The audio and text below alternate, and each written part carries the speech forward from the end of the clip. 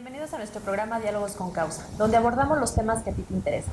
Este es un espacio de reflexión y análisis que pone el Partido Revolucionario Institucional para que sepas más sobre estos temas nacionales que son causas ciudadanas para nosotros. Soy Nayeli Gutiérrez, secretaria de Vinculación con la Sociedad Civil del CEN del PRI, y te invitamos a seguirnos en nuestro canal de YouTube, Sociedad Civil CEN PRI TV.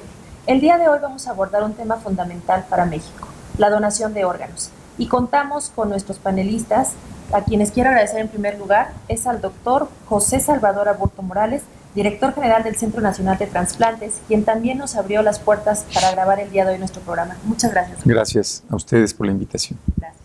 Nos acompaña también el doctor José André Madrigal Bustamante, director del Registro Nacional de Transplantes. Muchas gracias por la oportunidad. Gracias. Y el doctor Abelardo Poblano Ordóñez, director de Planeación y Enseñanza. Gracias, doctor. Muchas gracias. Y el licenciado Leopoldo Burubey Ramírez, director general de la Fundación Mexicana del Riñón. Gracias. Gracias, Leopoldo. Pues bien, solamente para contextualizar, les daré algunos datos duros de cómo está la situación de la donación de órganos en México. En 2016 se han realizado 3.830 trasplantes. También se han hecho 1.200 donaciones. Cada año se realizan más de 100.000 trasplantes en el mundo. Y México se ubica en el lugar 42 de donación de órganos. El líder mundial es España, quien tiene 35 donantes por 1 millón de habitantes. México tiene un índice de 6.5 donaciones por millón de habitantes, y en México tenemos una lista de espera de un órgano por más de 20.000 personas. De ellas, el 50% esperan un riñón. Así es que procederé a preguntarle, obviamente, doctor, primero a usted, ¿cuál es la situación actual que vive nuestro país en materia de trasplantes? La situación actual es que hay una gran necesidad de atención a las personas enfermas. Creo que nos rebasa los requerimientos contra lo que se está pudiendo ofrecer y es por eso que recobra importancia este tema. Sensibilizar a la sociedad sobre la importancia de la donación de órganos y tejidos. Sí quiero aclarar algunos datos fundamentales que un indicador para saber cómo está nuestra situación en México es la tasa de donantes por millón de habitantes, que hoy en día es de 4 mexicanos por 120 millones de habitantes que somos. Por lo tanto, comparado con España, que ya llegó a 40 actualmente, y otros países como Argentina, Brasil, Chile, Ecuador, que tienen unas tasas entre 10, 13 y 15 donantes por millón de habitantes, creo que es un dato grueso, duro, que nos permite ver que necesitamos incrementar la tasa de donación de órganos en México para atender los requerimientos anuales de esta enfermedad. De estos 20.000 que usted menciona, 12.200 están en espera de un trasplante de riñón. El resto esperan un trasplante de hígado, un trasplante de corazón, y el otro grupo fuerte de requerimientos son quienes esperan un trasplante de córnea, por más de 7.700 personas en espera de un trasplante de córnea. El resto también son quienes esperan un trasplante de tejidos en general. Por lo tanto, pues este es el panorama. Tenemos un gran número de pacientes que requieren un trasplante, necesitamos un gran número de donadores y de órganos para poder solventar estos requerimientos. Y el fundamento principal es ¿de dónde provienen los órganos? Provienen de la sociedad misma, puesto que, ¿y cómo es que se pueden obtener estos órganos de la sociedad misma? Pues hacer conciencia de la alta necesidad que hay y la forma en que nosotros podemos convertirnos en donantes. Nosotros podemos donar órganos en vida, como los riñones, que son órganos pares, que nosotros podemos desprendernos de un riñón y hacer una vida posterior completamente normal, después de que donamos en vida. Pero el resto de los órganos es más complejo. Por ejemplo, un corazón, un hígado, un páncreas o una córnea, pues difícilmente en vida no. Aunque existen programas actualmente por la gran necesidad, que en hígado se ha tenido que hacer trasplantes de un donante en vida, tomar un segmento del hígado y trasplantárselo a un niño. De lo contrario, corre peligro su vida si no se hace pronto. Por lo tanto, pienso que nosotros como Secretaría de Salud y encargados de este programa nacional necesitamos difundir a la sociedad misma la importancia y la sensibilidad de la donación de órganos. Es por ello que nos estamos apoyando hoy en día con las instituciones de educación pública, las universidades y las organizaciones civiles que nos fortalecen y promueven y difunden la importancia de la donación y además apoyan a pacientes y a programas con insumos o con recursos para que lleguen al trasplante. De aquí que yo invito a la sociedad en general a que puedan ampliar sus dudas, sus preguntas. Estamos haciendo las cosas cada vez más fácil para que ellos se puedan registrar como donador. Y una vez que se registran como donador, dicen, yo sí quiero donar después de que fallezca, lo tienen que compartir con su familia, su decisión.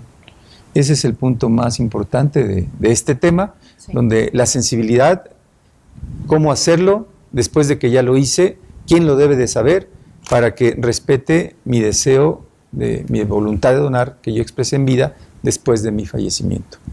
Claro, muy bien, doctor. Pues muchas gracias. Efectivamente, cada vez hay un incremento de las enfermedades crónico-degenerativas y eso conlleva que exista una mayor demanda de donadores y a menor edad, que yo creo que es lo que se vislumbra en los últimos días. ¿Cuánto ha crecido en los últimos años la donación el requisito de necesitar un órgano? En general, el incremento de la donación de órganos comparado de 2010 al 2015 es un 30% el incremento de las donaciones. ¿De los que necesitan que se les done un órgano? También ha habido un porcentaje importante. Se tiene estimado que cada año más de 800 personas se suben a un sistema informático que es el Registro Nacional, donde se contempla una base de datos de todos los mexicanos que ocupan un trasplante tanto de órganos como de tejidos. Claro. Doctora, hace un momento me comentabas que efectivamente en esa base no están todos los que requieren de un órgano. No, efectivamente. Si ponemos como ejemplo que la enfermedad renal es la que tiene mayor incidencia en nuestro país y que es quien más requiere de un trasplante, son los requerimientos más altos, trasplante de riñón y trasplante de córnea. Nosotros podemos inferir que la demanda que hay de trasplantes anualmente no se está cubriendo ni siquiera al 50% de lo que se hace. Por lo tanto, necesitamos ver que las personas que están enfermas de los riñones en sus diferentes etapas, que es de la 1 a la 4, generalmente llegan a la atención médica en las últimas etapas, las más avanzadas. De estas etapas avanzadas, pues los 12,200 que hay en el registro son personas que ya cumplieron un protocolo, que ya se vio que requieren un trasplante, pero que no tienen donador en vida. Si analizamos que la totalidad de los trasplantes de riñón en México, el 75% del total de los trasplantes que se hacen son a partir de un donador en vida, entonces quiere decir que los que están esperando un donador de persona fallecida no es la totalidad de los que requieren un trasplante. Por lo tanto, los requerimientos son más altos. Y volviendo al tema, pues las instituciones que más requieren este tipo de atención es el Instituto Mexicano del Seguro Social, que la lista de espera, el registro de espera nacional nos informa que tiene prácticamente el 80% de este registro nacional de espera son pacientes derechohabientes al Instituto Mexicano del Seguro Social, Secretaría de Salud, ISSSTE, Pemex, Sedena y privados. Gracias. Sí. Leopoldo, para nosotros es importante la participación que ha tenido la sociedad civil y ese fue el motivo de tener un acercamiento contigo, de invitarte el día de hoy. ¿Nos puedes platicar lo que hace la Fundación y hablarnos un poco más sobre este padecimiento del riñón y cuál es la situación actual en México? Por supuesto. Mira, la Fundación Mexicana del Riñón se fundó en 2004, en agosto de 2004, estamos cumpliendo 12 años, cumplimos este año 12 años. Y bueno, te puedo decir que hemos atendido aproximadamente a 35,000 pacientes. Tenemos varios programas de atención. La verdad es que la Fundación inició en México porque hay una gran problemática de la enfermedad renal, hay un gran crecimiento de la enfermedad renal en la población cada año en México, y la fundación está enfocada en apoyar a estos pacientes y que tengan una mejor calidad de vida. Nos hablabas un poco ayer de qué es lo que se necesita en materia de lo que tú has vivido a partir de tu organización. ¿Qué es lo que se necesita para poder avanzar más en este tema? Bueno, yo creo que estamos avanzando. Creo que hoy día el paciente tiene más mecanismos para poder entender su enfermedad, para saber qué es lo que le pasa y para poder atenderse mejor. Yo creo que en México requerimos avanzar en una serie de cosas para que podamos atender a mayor número de gentes. Hay una gran problemática. Del 100% de los pacientes renales que están en diálisis, la mitad no tienen seguro social. La mitad no están bien tratados, no están bien medicados, y eso crea un gran sufrimiento para los propios enfermos y sus familias. Creo que es importante que México afronte un registro nacional de pacientes renales, de manera que sepamos cuánta gente hay enferma del riñón. Creo que es muy importante que esto se dé en base a una gran actividad de prevención de la enfermedad renal. Como comentaba el doctor Salvador, hoy día el paciente renal, la primera vez que se trata, ya está en un estadio avanzado de la enfermedad y ya no tiene solución.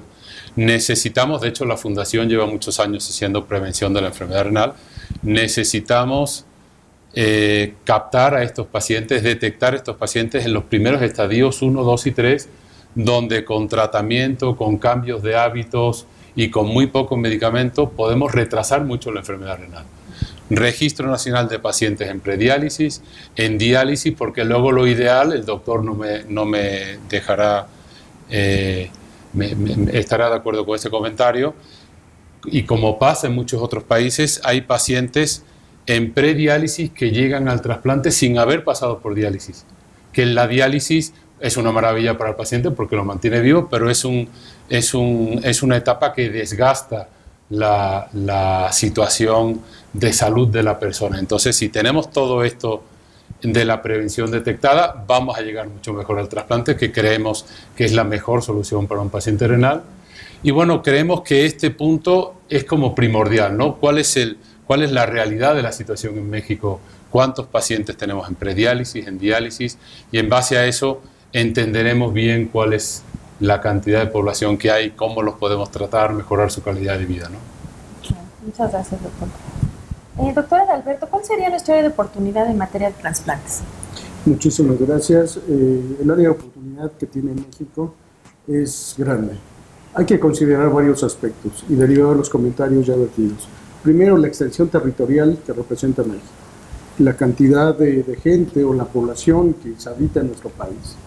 Considerar también que se cuentan con una infraestructura muy alta, por ejemplo, unidades médicas de alta especialidad, hospitales regionales de alta especialidad, y también se cuenta con el personal capacitado para poder llevar a cabo tales procedimientos. Estamos hablando, por un lado, del proceso de donación de órganos y por otro lado, del proceso de trasplantes. ¿Qué se requiere entonces para ello? Llevarlo como un tema de política pública, es decir, asignar un presupuesto que atienda las necesidades de nuestra población para poder así incrementar las tasas de donación que tenemos al día de hoy de 4 a 10 por millón de habitantes. Claro que sería una cifra ideal ahorita, ¿no? En este momento. ¿Cuáles son las necesidades que se tienen para realizar un trasplante? O sea, porque lo vemos como donación, trasplante, pero ¿cuáles son esas necesidades que se tienen? Ya en lo material, o sea, en la práctica, ¿qué es lo que se requiere para eso?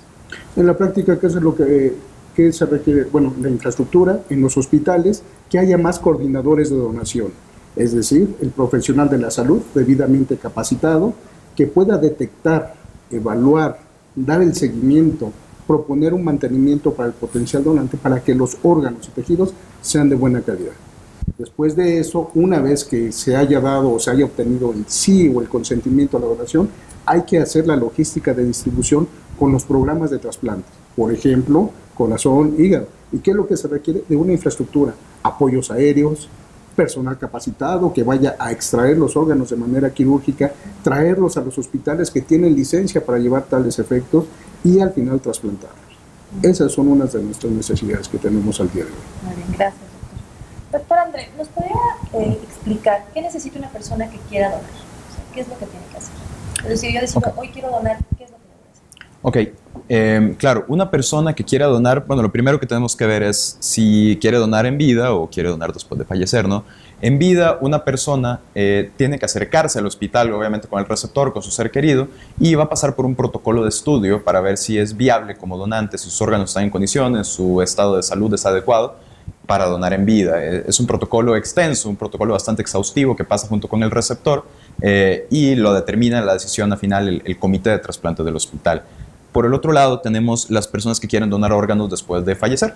Al momento de fallecer, aquí lo importante es manifestar la voluntad, manifestar que yo quiero donar, porque al momento de fallecer se van a acercar con mi familia. El coordinador de donación que mencionaba el doctor Poblano, esa persona se va a acercar con mis seres queridos para obtener el consentimiento a la donación, el consentimiento escrito, las firmas, demás, para llevar a cabo el proceso de acuerdo a la legalidad. Entonces, una de las principales causas de negativa que tenemos el día de hoy en cuanto a la donación es que yo nunca manifesté cuál era mi voluntad. Y al momento de plantearle a la familia esta pregunta tan importante, en un momento tan decisivo, pues no saben qué contestar porque no sabían qué era lo que yo quería. Entonces, nosotros vamos muy encaminados hacia el tema de comunicar la voluntad hacia la familia, a los seres queridos, para que sea para ellos mucho más fácil tomar la decisión en el momento. Y más que tomar la decisión, respetar mi voluntad. Entonces, nosotros vamos muy encaminados al hecho de que tomemos una decisión, nos informemos, tomemos una decisión al respecto de qué queremos al momento de fallecer y la comuniquemos a nuestros seres queridos, que son los que van a respetar nuestra voluntad en el momento que nosotros estemos en la posibilidad de donar.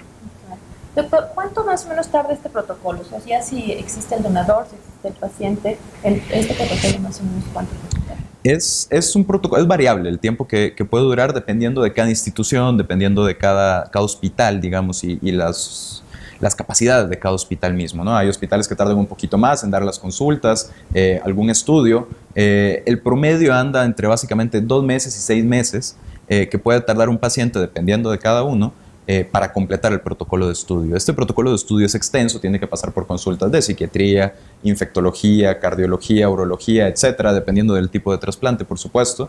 Y esto involucra, obviamente, estudios, laboratorios, etcétera, para cada consulta. Y esto toma su tiempo. En promedio estamos hablando de que puede durar entre 2 hasta 6 meses. Algunos pacientes más, obviamente los que tienen un caso más complicado. Algunos pacientes puede ser un poco más rápido, dependiendo de la institución. Por ejemplo, no es lo mismo el tiempo que puede tardar, digamos, en el IMSS o en el ISSSTE a un hospital privado. Sin embargo, ese es el promedio que puede tardar un paciente para completar todos los estudios.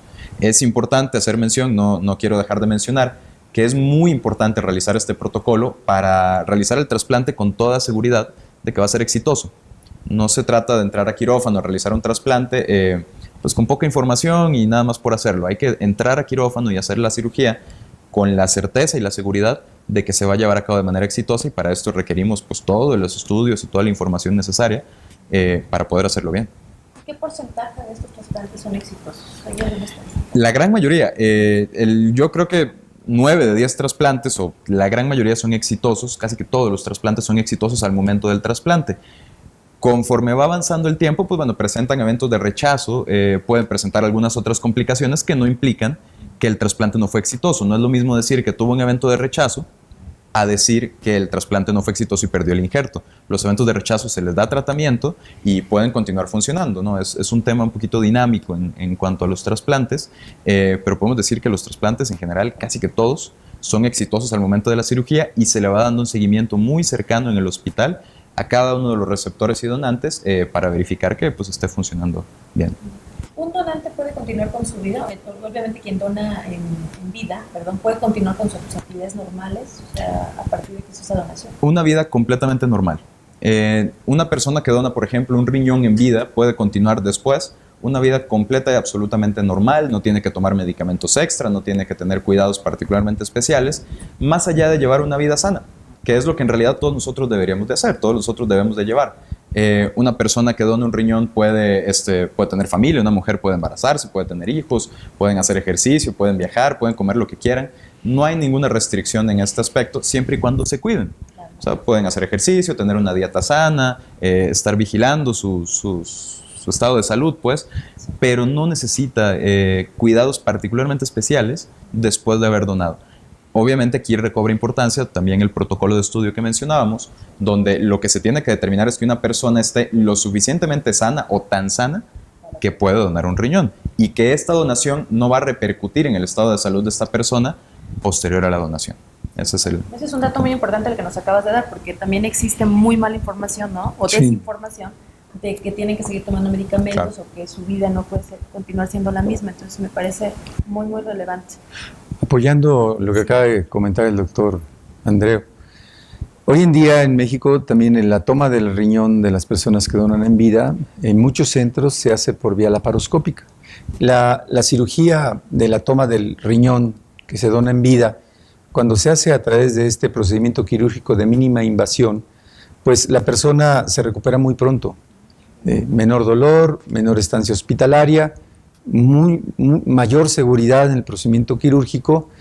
Incluso una de las ventajas que se evalúan en este procedimiento es que en lugar de tardarse más de un mes en ir a trabajar, puede ser que a los 10 o 15 días puedan reincorporarse a su vida activa y productiva. Además que la incisión que antes se hacía, que era generosa en un costado, ahora se limita a una incisión de 4 o 5 centímetros en la pared anterior del abdomen, que respeta la anatomía del abdomen y evita deformidades por incisiones grandes, y que esto pues da una mayor aceptación a donar en vida, porque ya hay muchos ejemplos en México, y que ojalá cada vez exitosos, y que ojalá cada vez este programa de nefrectomía laparoscópica de un donador pudiera implementarse en la mayoría de los centros. Claro, increíble. Sí. Doctor, ¿cuántas personas se pueden beneficiar de un donador y ya post-mortem? Quiero aclarar que las personas que pueden donar órganos vascularizados con fines de trasplante, su condición y requisito principal es que fallezcan por muerte cerebral. Y esto es un tema muy interesante de compartir con ustedes, porque existe mucho desconocimiento al respecto, y todos decimos: yo quiero donar mis órganos cuando muera, pero nuestra ley contempla que podemos fallecer de dos maneras: por que se detiene el corazón, pero cuando se detiene el corazón ya no fluye sangre oxigenada a los órganos, y ahí podemos nosotros donar tejidos como córnea, piel, músculo esquelético. La condición de fallecer por muerte cerebral es algo que está perfectamente bien legislado en nuestro país. Es cuando una persona tiene un daño severo, irreversible de las funciones del sistema nervioso central que afectan a nuestro cerebro y es incompatible con la vida. A diferencia del estado vegetativo, del coma, la muerte cerebral es un daño al cerebro, al sistema nervioso central, que no hay forma de que se recupere. Se establece la pérdida de la vida por muerte cerebral, y esto pone en una condición de la persona en el hospital que, aunque su corazón siga latiendo, la persona ya falleció porque su cerebro ya no cumple con las funciones vitales. Entonces, pues la condición para donar órganos vascularizados es cuando las personas mueren por muerte cerebral, y esto reduce mucho el pool de donantes, porque dicen: pues ¿cómo? Si en México mueren cada día miles de personas, pero no todos mueren por muerte cerebral. Hoy en día esto se ha incrementado dado a el número de accidentes automovilísticos, en motocicleta, situaciones complejas de muertes violentas, y esto por un lado es muy desafortunado que pierdan la vida de una manera violenta. Por otro lado, también pues, se incrementa el número de donantes, y pueden donar una vez que se establece el diagnóstico de pérdida de la vida por muerte cerebral. Se pueden recuperar con fines de trasplante, previa evaluación de cada caso en particular y de cada órgano: el corazón, el hígado, 2 riñones, 2 córneas, en algunos casos páncreas, y tejidos, músculo esquelético. Entonces, pues son 6 personas que se ven beneficiadas por una donación multiorgánica de una persona fallecida en condiciones de muerte cerebral. No, doctor, la verdad es que ayudaría mucho, o sea, cada donación ayuda a muchas personas, ¿no? Definitivamente. Comparado con el costo de generar una persona que en vida dona un riñón, es más económico que el costo de una persona que dona en forma multiorgánica, después de fallecida, que una persona, todo el protocolo que lleva una persona y la intervención quirúrgica que dona un solo órgano. Por lo tanto, pues sí es de nuestro interés de este organismo, de la Secretaría de Salud, promover la donación de personas fallecidas y ojalá y en un tiempo a corto, mediano plazo, podamos invertir estas cifras del 75% de las personas que donan un riñón en vida, pudiese ser al revés, un 80% de las personas, de los riñones que se obtengan sean de personas fallecidas, ya no es uno, son dos, y que el 20% pudieran seguir siendo donantes en vida, dado que tiene ventajas ser donante en vida.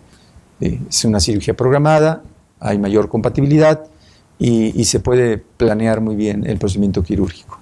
Claro. Pues doctor, permítame felicitarte porque a partir de que estás en esta gestión has hecho un gran trabajo para dar un mayor auge a la donación de órganos y también concientizar en esta parte tan importante, ¿no? Que estamos necesitados de que exista más gente que lo haga, pero también contar con toda la infraestructura necesaria. Pues yo quiero aprovechar la oportunidad para agradecer al gran equipo de trabajo del Centro Nacional de Trasplantes, somos un gran equipo, pero además también esto que estamos haciendo es la suma de esfuerzos del gobierno federal, del gobierno estatal, principalmente de las instituciones de salud, instituciones del gobierno federal y estatal, instituciones como son las organizaciones de la sociedad civil, fundaciones, que en realidad en conjunto todos sumamos un esfuerzo por la misma causa, es ver que los pacientes que requieren un trasplante vuelvan a vivir con calidad y recuperen su entorno familiar, económico y se vuelvan activos y productivos, a diferencia de seguir pues encadenados a un tratamiento sustitutivo que la calidad de vida no es igual que después de un trasplante. Sí, claro, que además va degenerándose, ¿no? Desgraciadamente, ayer nos comentaba Leopoldo que los enfermos de riñón pues no pueden recuperarse, o sea, pueden detener la enfermedad, ¿no? Si son en las etapas tempranas. Exacto, no se recupera la función renal. No se puede revertir. Exacto. Leopoldo, ¿nos podrías compartir un poco los estudios que se tiene que hacer una persona para saber en qué condición está su riñón? Porque también nos comentabas que mucha gente no lo sabe, o sea, pueden tener ya daño y no lo saben, y esto si se detecta en las primeras etapas, pues es una posibilidad de que continúen su vida de manera Claro. normal. La verdad es que para detectar si la persona tiene daño renal, los estudios son muy sencillos. Hay que hacer una prueba de creatinina sérica, una prueba de microalbuminuria. La verdad es que son estudios que son baratos y que nos van a determinar exactamente en qué estadio de la enfermedad renal me encuentro. Te puedo comentar que la Fundación ha hecho, en los últimos años, estudios como a 20.000 personas. Sí. Y lo que es increíble es que el 28% de estas personas que fueron a realizarse estos estudios han salido con daño renal. Y ellos no lo sabían. A lo mejor nuestro estudio es para personas que tienen antecedentes de diabetes, hipertensión o historia de familiar de enfermedad renal. Sí. No tenían ni idea de que podían tener daño renal y sin embargo salieron positivos con daño renal estadio 1. Pero eso creo que es una magnífica noticia, porque a lo mejor no van a poder recuperar ese 10% de función renal que perdieron, pero sí pueden tomar acciones para que ese daño no progrese, ¿no? Y creemos que hoy día, de hecho, la Fundación es parte de la Fundación Internacional de Fundaciones Renales y decimos todo la enfermedad renal se tiene que resolver en la prevención. Una vez que la persona ya es enfermo renal, ya está en diálisis, eso no se puede revertir. Entonces hay que trabajar mucho en la prevención. Hicimos un estudio con 10.000 diabéticos. Es terrible que estos 10.000 diabéticos que se realizaron nuestros estudios, 47% salió con daño renal. Y eran personas que iban a la consulta con un doctor. Entonces ya sabemos que en México hay muchos diabéticos, más de 8 o 10 millones de personas. Bueno, pues ellos ya tienen que controlar, sus doctores tienen que checar que esta persona no tenga daño renal, porque además de diabetes le sumas insuficiencia renal y se complica mucho el cuadro, ¿no? Incluso, espero no decir algo incorrecto, pero creo que la persona que es diabética y que también tiene daño renal, pues el trasplante se complica, ¿no? Creemos que la función... Es mayor riesgo. Sí, tienen un mayor riesgo de complicaciones, pero afortunadamente ya hoy en día en México se hacen en bueno. receptores diabéticos. Antes se descartaban por el antecedente de diabetes, hoy pues se les tiene que brindar esa oportunidad, haciendo del conocimiento que tienen mayor riesgo de complicaciones que los no diabéticos, pero se hacen con éxito. Pues sí, es importante entonces invitar a quienes nos están viendo en este momento a primero a la prevención, a tener una alimentación sana, a tener una actividad física, a cuidar obviamente lo que comemos y lo que hacemos, pero también en este caso quienes ya padecen diabetes, hipertensión o tienen antecedentes de daño renal, pues también que se hagan los estudios pertinentes para conocer. Así es. Entonces, no sé si Adalberto, de manera muy rápida nos podrías decir qué recomendaciones podemos darle a la población en general para Claro. no llegar a este estadio de necesitar un órgano. Llevar a cabo las acciones preventivas, es decir, comer sano, cuidarse y realizar ejercicio. Por otro lado, entrando en el tema, para aquellos que quieran expresar su voluntad de ser donadores, lo más importante es tener la información para poder convencerse y de ahí manifestar nuestro deseo de ser donadores, puede ser de manera verbal, escrita o bien a través de un registro. ¿En dónde se puede, por eso una persona que quiera donar, puede acudir al centro a registrarse o cuál sería la vía?